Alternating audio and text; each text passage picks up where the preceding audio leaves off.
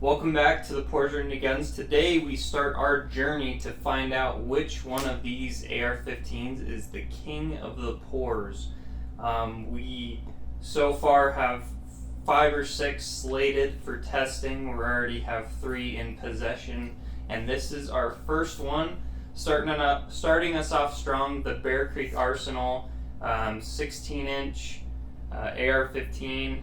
Before we get started, the way that you can support me is I am sponsored basically by you guys. Anytime you go into the links in my bio and click on things and buy things, I get a little bit of kickback. So everything down in the description is an affiliate link, and I appreciate you purchasing stuff or just even looking around. So thanks, guys. Now I know what you're thinking. You're sitting there thinking, man, a $350 gun. Oh yeah, by the way, that's all this costs. $350. At least that's at the time when I purchased this.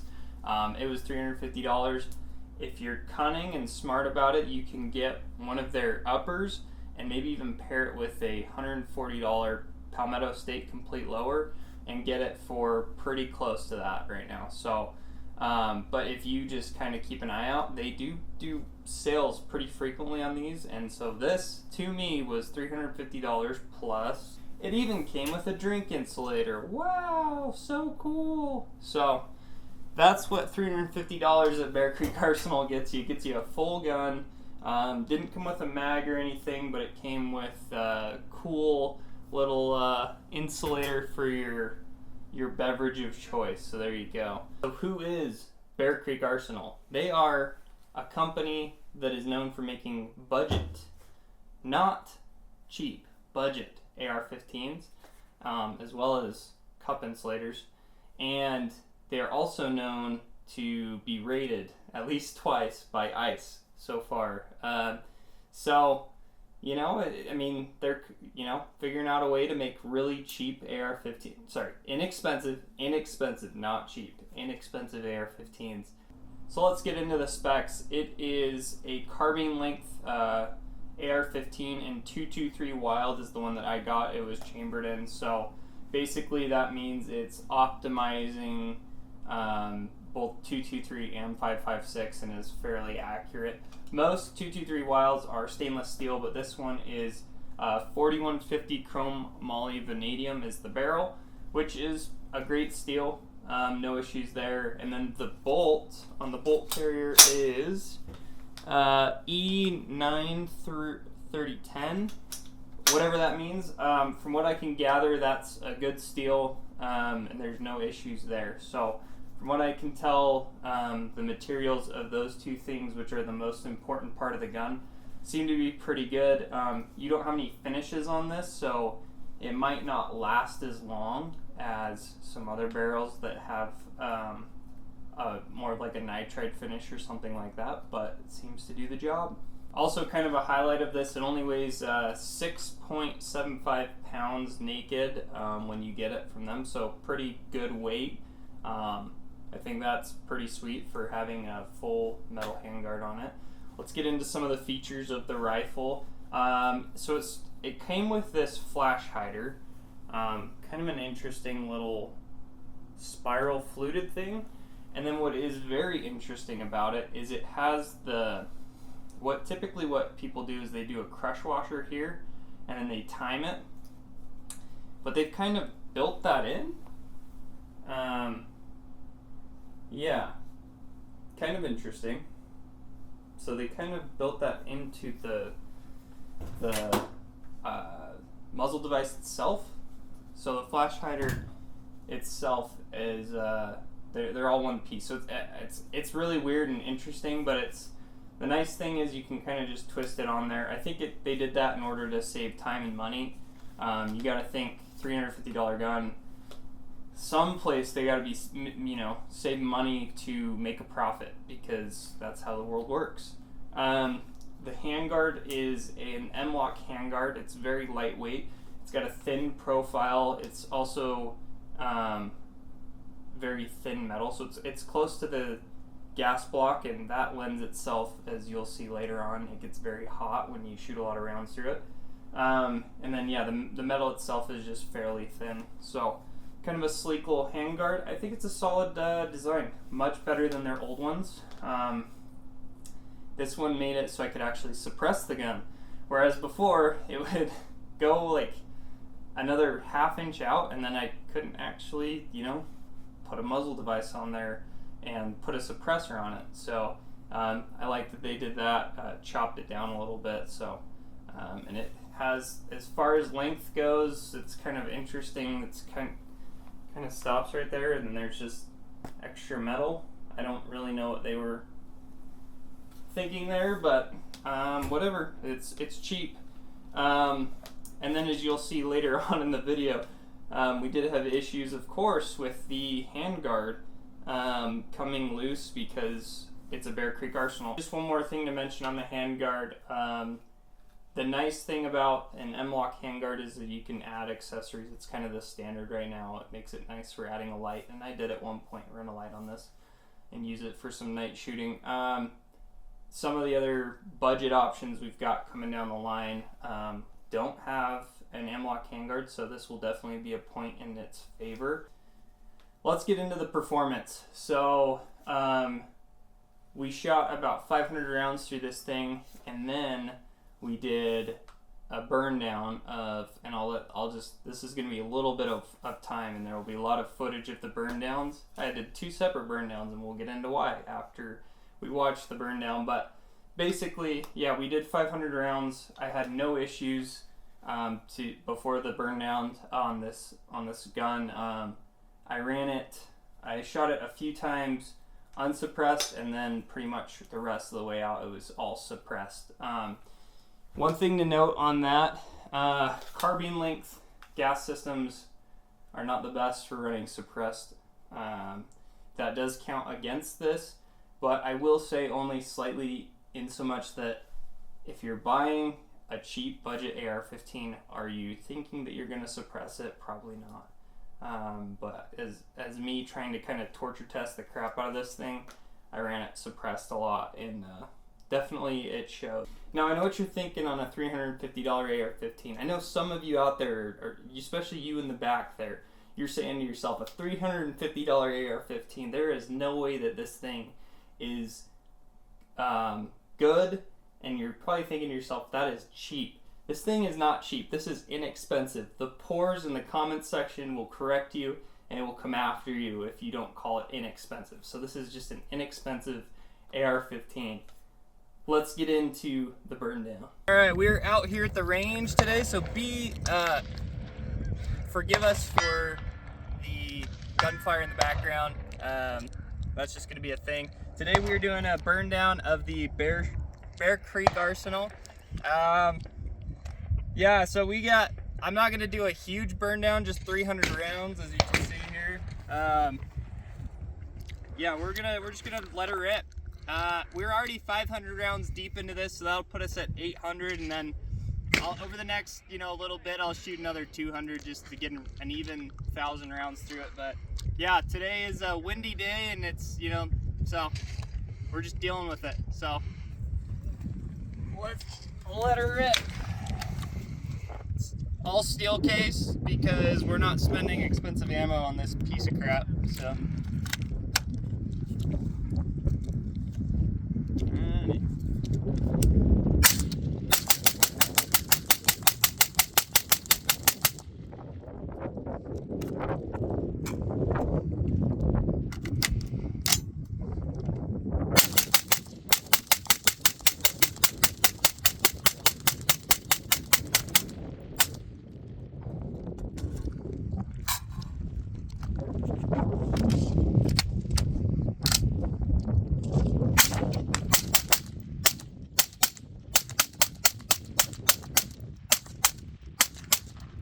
That trigger's so bad.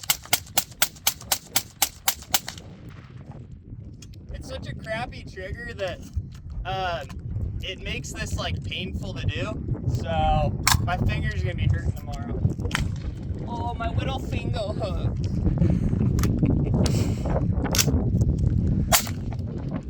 Oh.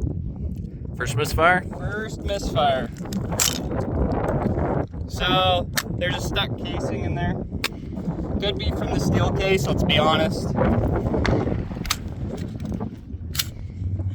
So, looks like And I didn't do like a really good cleaning before this, but I did oil it and make sure that it had plenty of lube. So that could have been just the steel case not wanting to eject out. Like, it's hard to tell, but we'll see if we can get some more misfires, but I don't think that that'll be a count against Bear Creek as much as it's a count against Tula Manufacturing, which we won't have when China invades Taiwan. Tula's Russian, my guy. No, they're 223s made in Taiwan. Oh, more you know. So, another one right there. I think it was a light primer, let's see. Yeah, just didn't want to strip it again. So we are 4 mags deep, 120 rounds. Oh, that thing does not want to. And the problem is too, I got a standard charging handle this, so mortaring it's a little tough. And that is hot, feel that real quick on that handguard. Wow. Yeah.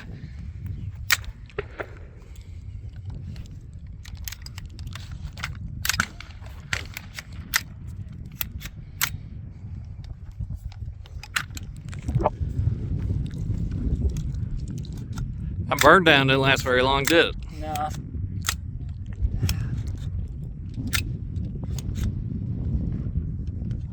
Oh, it's got freaking one in the thing.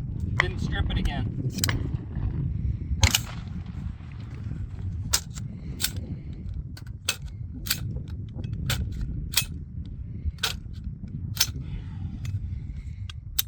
Okay, we got a stuck casing. Me when it's cold outside. So we got a stuck casing, so I'll pause the video, we'll get the ramrod out and just go to town and then we'll resume the burn now. Yeah, so I've had an innumerable amount. I mean, I shoot a lot of steel case, so that doesn't help, but I've had probably, I don't know if it's the desert. I mean, I lube my, I lube all my stuff. I do take care of my guns fairly well. I don't like clean them every time, but I've had probably 20 something stuck casings in my time shooting. Like it seems to happen about, I don't know, I'd say probably once a range trip. So I mean, especially a steel case, so a little warm. We're just gonna go like this. Make sure that goes like that. Pop the bolt.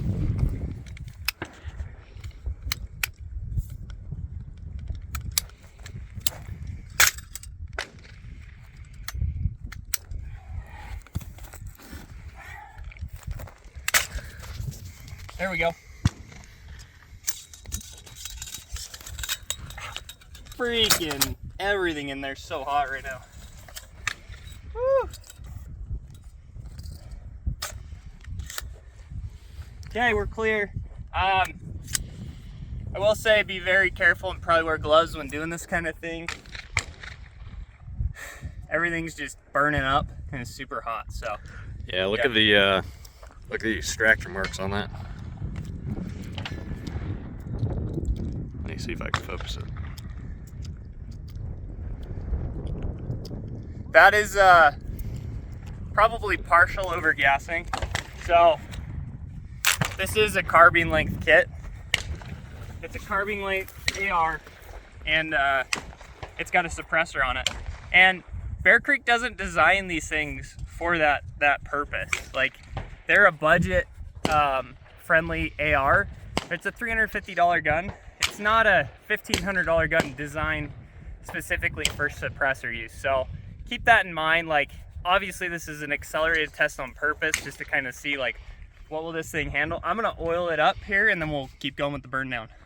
All right, we'll start out with the stubby nose little guy. We'll see if that actually fires.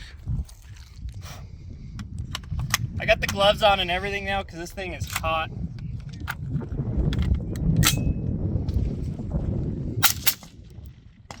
Okay. This thing is not like in steel case.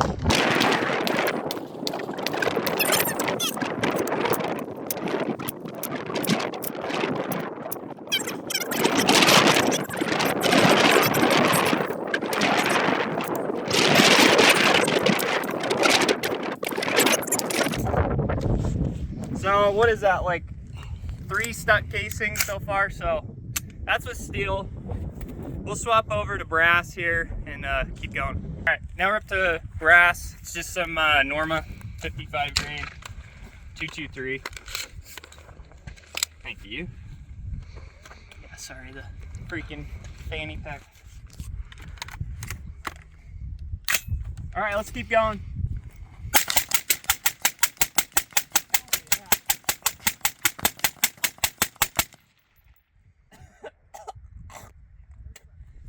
Notice the ejection pattern on that. That is right there. That is, woo!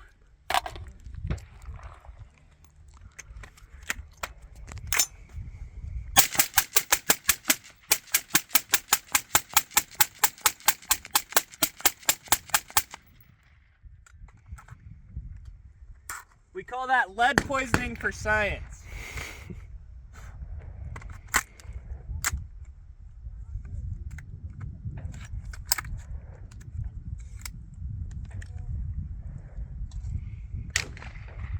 It's a little double feed.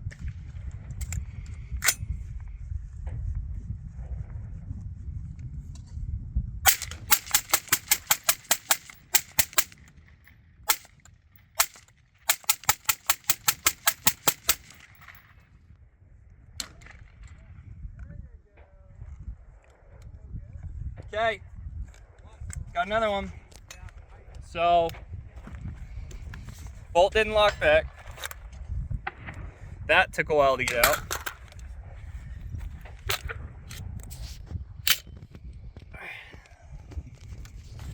We'll load these last 3 rounds real quick in and we'll see if they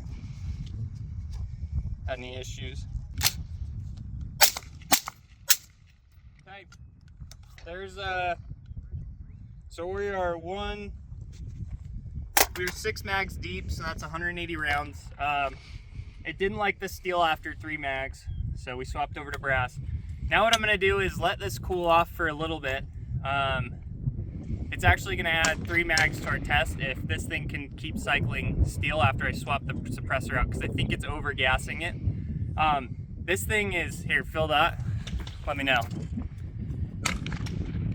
I couldn't hold that. Yeah, you couldn't hold it. Yeah, it's the handguard. Most handguards will do this, by the way. I mean, mag dumping like that. Part of the problem with this handguard is it's a thin profile. It's close to the gas block. There's a lot of heat being generated right there, and you know, it's very thin metal. So, like obviously, like a thicker like Riz 2 rail or whatever, those things will do just fine. But yeah, something like this, most thin profile handguards will have issues like this. So we'll let this cool off enough, and we'll spray it off with water, and then we'll keep going.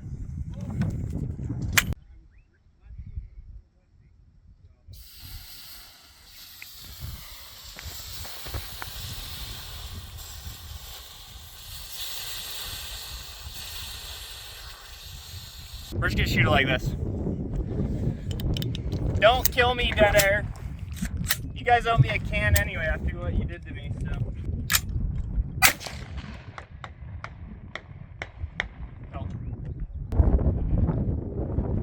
So, what are you doing, step bro? This thing isn't gonna want to cycle steel case. Previous to this, I never had an issue with this gun shooting steel case. You're also losing your yeah, those are walking out. yeah, your handguard. That's like that's like a Bear Creek like feature. If your handguard isn't walking loose on your Bear Creek, what are you doing with your life?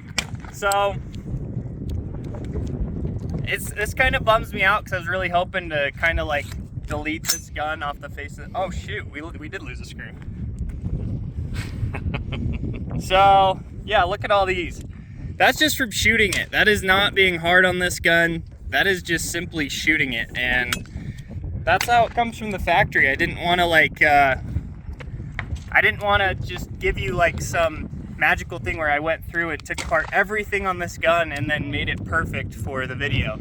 I think that's pretty stupid. I think most people aren't going to do that. They're going to get their gun from the factory and they're going to start shooting it.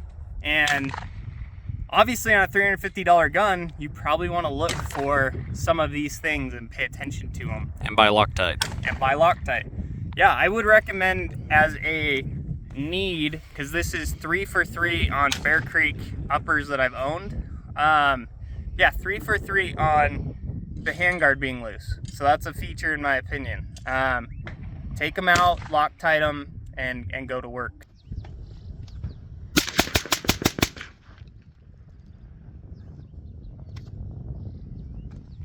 Uh-oh, steel case already. Okay, that one was a light primer.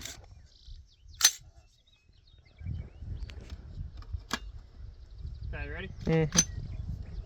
Just keep it rolling.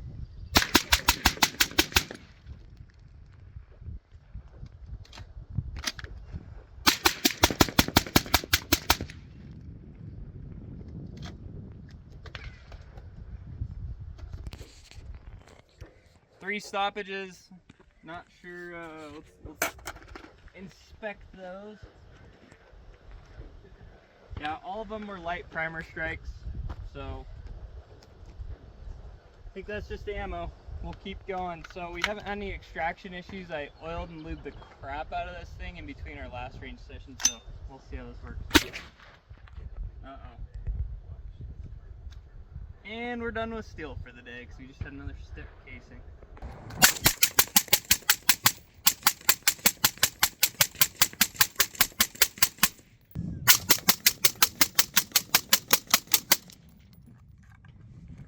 Okay.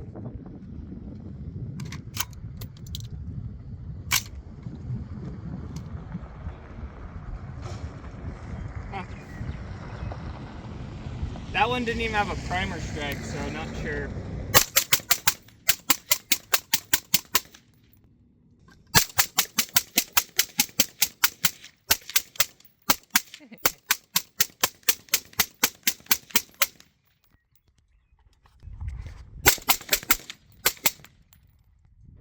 Okay, stovepipe. I got stuck.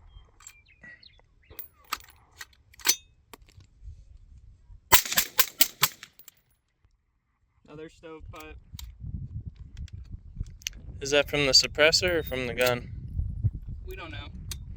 I don't think it's the suppressor's fault that the gun doesn't want to cycle sometimes.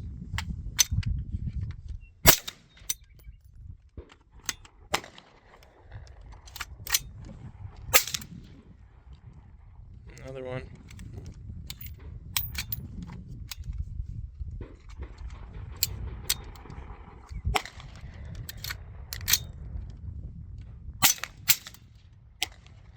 Dude, this is stovepiping like crazy.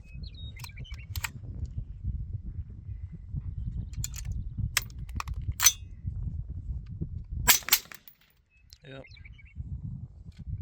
I'll try to get through this mag and then I'm gonna call it for the day on this gun.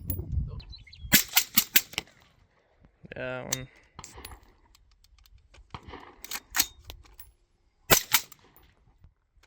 Wow.